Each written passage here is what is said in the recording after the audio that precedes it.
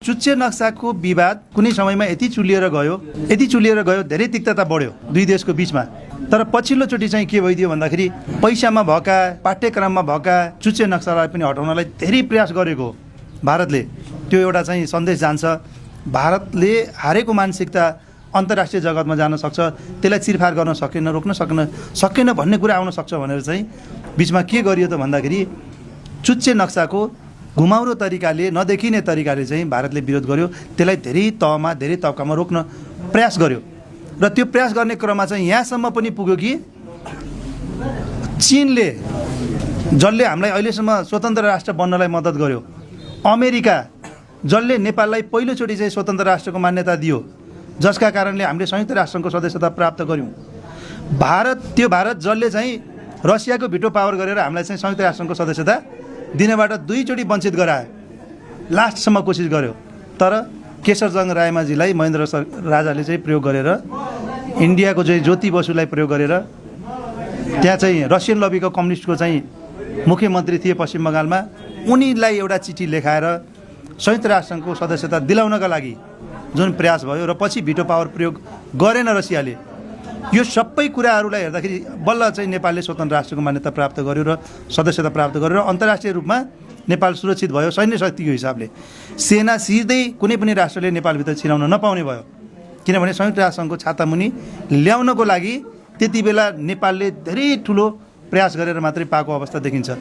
यो सबै कुराहरूलाई हेर्दाखेरि त पर्दा पछाडि हेर्दाखेरि यो सबै किन भइरहेछ? शान्ति श्रेष्ठ प्रस्तावलाई नमान्ने, योदेखि लिएर सीमा विवाद चाहिँ समाधान गर्न नचाहने, सीमा विवाद चाहिँ समाधान गर्नको लागि चाहिँ प्रबुद्ध वर्गहरूले दिएको रिपोर्ट चाहिँ हाम्रो सरकारले चाहिँ बुझ्दा पनि भारत सरकारले बुझ्न नमान्ने, यो सबै कुराको पछाडि के छ त भन्दाखेरि नेपाललाई हैदराबाद भन्ने जुन स्वतन्त्र राष्ट्र थियो जसरी गाभियो, जुनागढ भन्ने थियो, जुन काश्मीर भन्ने राज्य थियो, स्वतन्त्र देश हो, यो सबैलाई जसरी गाभ्यो आन्तरिक द्वन्द्व गराएर त्यो द्वन्द्व समाधान गर्ने बहानामा आफ्नो सेना पठाएर सिभिलमा पठाएको छ, हैदराबादमा कब्जा गरेको छ हैन। यो सबै रणनीति चाहिँ भारतको यो पुरानै हो, त्यो इन्दिरा गान्धी भन्दा पनि अझ त्योभन्दा अगाडिको रणनीति हो।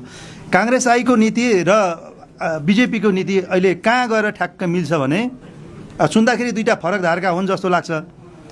बिजेपीले चाहिँ त्यहाँको आरएसएस अर्थात् राष्ट्रिय स्वयंसेवक सङ्घको नारालाई, अखण्ड भारतको नारालाई अहिले आत्मसात गर्यो, किनभने त्यो पनि हिन्दूवादी पार्टी, बिजेपी पनि हिन्दूवादी पार्टी।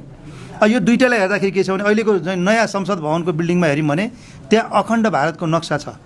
त्यही नक्सालाई काउन्टर दिएर अहिलेका प्रधानमन्त्री बालेन्द्र शाहले चाहिँ आफू मेयर हुँदाखेरि चाहिँ यो काठमाडौँ महानगरपालिकामा ग्रेटर नेपालको नक्सा राखिदिए। किन? एउटा इतिहासप्रति उसले भारतले गर्व गर्नको लागि त्यो राख्छ भने हामी पनि राख्छौँ, काउन्टर दिए। त्यसले राष्ट्रिय अन्तर्राष्ट्रिय रूपमा धेरै चर्चा पायो। तर पछिल्लोचोटि के भइदियो त भन्दाखेरि नेपालको कमजोरी पक्षको फाइदा भारतले उठाउँदै गयो, सीमाहरू मिच्दै गयो, सीमा विवाद समाधान गर्न चाहेन। उसको एउटै लक्ष्य छ, कसरी कुन बहानामा सेना नेपालभित्र छिराउने। शान्ति क्षेत्रको प्रस्तावमा साइन गरेपछि त सेना छिर्न पाउँदैन, धनै श्रीलङ्कालाई खाए जस्तो खान पाइँदैन, तमिलहरूलाई उचालेको थियो। अहिले पनि अनुसन्धान गर्नुपर्छ, दक्षिण एसियाका सबै देशमा, भुटान बाहेक लगभग सबै देशमा यदि कुनै विद्रोही समूह छ भने त्यो समूहलाई कसले फन्डिङ गरिरहेछ, त्यो अनुसन्धानको विषय बनाउनुपर्छ भन्छु म। बर्मामा, साउथ बर्मामा, जहाँ चाहिँ यो अन्डमान निकोबारसँग नजिक पर्छ भारतको, त्यहाँ अराकान आर्मी भन्ने छ, त्यो ठाउँमा बर्माको सेना जान मुस्किल परिरहेछ। पाकिस्तानमा बलुचिस्तान छ, त्यो बलुचिस्तानको उसलाई चाहिँ कसले सपोर्ट गरिरहेछ। र नेपालका पनि अहिले मात्रै होइन, 2007 सालदेखि अहिलेसम्म जति पनि सशस्त्र विद्रोहहरू भएको छन् तिनीहरूको क्याम्प कहाँ थियो, तिनीहरूलाई फन्डिङ कसरी भएको थियो, यो कुराको पनि अनुसन्धान हुनुपर्छ र किन भएको थियो भन्ने कुराको पनि अनुसन्धान हुनुपर्छ। अनि बल्ल हामीले नेपाल र भारतको सम्बन्ध अनि अमेरिकाको चासोको विषयलाई राम्रोसँग बुझ्न सक्छौँ।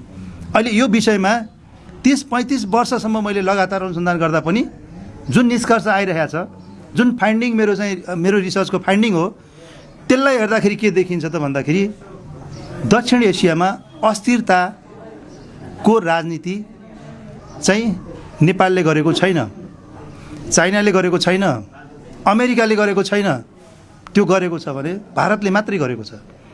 त्यसकारण के छ भने, नत्र भने अमेरिकाले नेपाललाई जति बेला भारतले त्यत्रो विरोध गरेर संयुक्त राष्ट्रसङ्घको सदस्यता, किनभने उसले के कुरालाई अगाडि सारेको थियो भने यो 1950 को सन्धि, जुन सन्धिको वैधानिकतामाथि अहिले बेलायतीहरूले प्रश्न उठाइरहेका छन्, उठाउनु पर्छ भनिरहेका छन्। किनभने त्यो सन्धि वास्तवमा सन्धि होइन अन्तर्राष्ट्रिय कानुनअनुसार। म पनि कानुनको विद्यार्थी भएको नाताले एउटा लामो समयसम्म कुनै भूमि कब्जा गर्यो भने भोगाधिकार कायम हुने भन्ने कुरा त्यो छुट्टै विषय हो। तर 1950 को सन्धिमा के थियो त भने त्यो सन्धि भइसकेपछि त्यसमा एउटा निश्चित अवधि दिएको थियो। त्यो अवधिभित्र नेपालको राजाले लालमोहर लगाउनु पर्थ्यो, तर जानिकन त्यो अवधिभित्र लालमोहर लागेको छैन, त्यसकारण त्यो सन्धि अवैध छ। अब यो अन्तर्राष्ट्रिय अदालतमा यो मुद्दा गयो भने हामी जित्न सक्छौँ, तर अन्तर्राष्ट्रिय अदालतमा जानको लागि सर्टेन प्रक्रियाहरू छन्। त्यो प्रक्रिया नेपालले कहिले पनि पुरा गरिरहेको छैन।